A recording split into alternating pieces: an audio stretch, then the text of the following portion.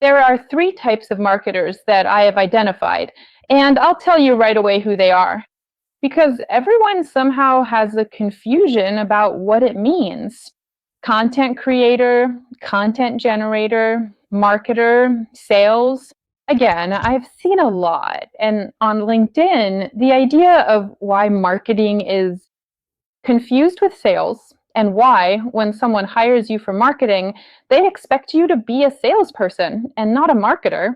But before I get there, I'll say that from my perspective, there are three types of marketing people.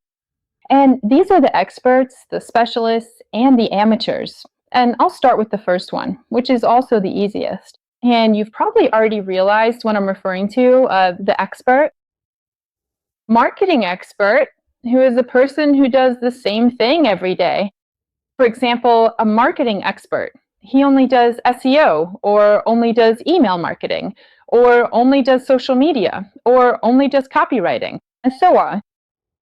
That person is an expert person who does one single thing every day. While a specialist, if you see a job that is called looking for a marketing specialist, well, you can see that the expectations there are different. That job expects you to know SEO, to know design, to know copywriting, to know social media, to know technical stuff, to know how to do performance and ad settings and strategy and planning and forecasting and anything else you want. Well, I know it sounds like mind-blowing, but all these things happen because the marketing specialist is a person who has academic studies, has the theoretical basis, has the fundamentals, and really knows how to do a little bit of everything. But the difference is that he is not an expert. He can't just do SEO at the level an expert does, who does the same thing every day, or a social media expert who spends every day just on algorithms, just on posts, and so on. And here I'm talking more about the organic part than the paid part, where performance comes in with ads. And there, you have to know marketing funnels and so on, which are different, of course. So the expert may or may not have academic studies, but he does the same thing every day. While the specialist has academic studies, has the theoretical basis, has the fundamentals, and does several marketing things every day. And not just one. And now let's move on to the last one, which is the amateur. Well, the amateur is a person who, most of the time, can be identified as a social media creator or influencer, and so on. And this happens when a person discovers they have a passion for photography, for videos, for posting, for being in front of people, for presenting certain things to people. And what they do is what a marketer does. Because they generate content, put it in front of people, speak specifically to a certain niche, and attract people to their accounts. So basically, in very broad terms, they do what a marketer does, except they don't have the theoretical basis, they don't have the schooling, they don't know, for example, design rules or so on, but they realize they have potential, see certain jobs and say, oh, I can do that too. Which is super nice, except what I've noticed, a difference between the specialist with academic studies and an amateur, is that the amateur can't reach the level of performance that a specialist reaches. And that's because they don't know the difference between doing certain tests, realizing why a project worked, and another didn't, what they did well, what they didn't, and so on. I mean, a specialist thinks more deeply, analyzes certain things, while the amateur, they just go with the flow, copy others, copy trends, but without knowing exactly what they're doing there. And what I've noticed is that specialists also end up over time somehow doing what amateurs do.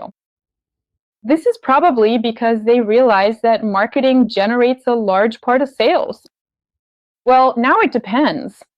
It depends if you're doing product marketing, service marketing, and so on. But most of the time, marketing generates sales. And that's why many marketing specialists end up building a personal brand and selling certain things themselves. And because I was saying at the beginning of the video that a CEO might expect, a company CEO might expect the marketing person to generate sales, when there's a very big difference between sales and marketing. That's because many company CEOs think marketing means sales, and what e-commerce is online means exactly sales. Online marketing and e-commerce means generating sales. You have an online shopping cart, you've done marketing, you've created visibility. We expect sales. You didn't make them. It means you didn't do your marketing well enough and people aren't coming our way. Of course, things here are much more complex. I mean, you need a functional website, and who's responsible for a functional website?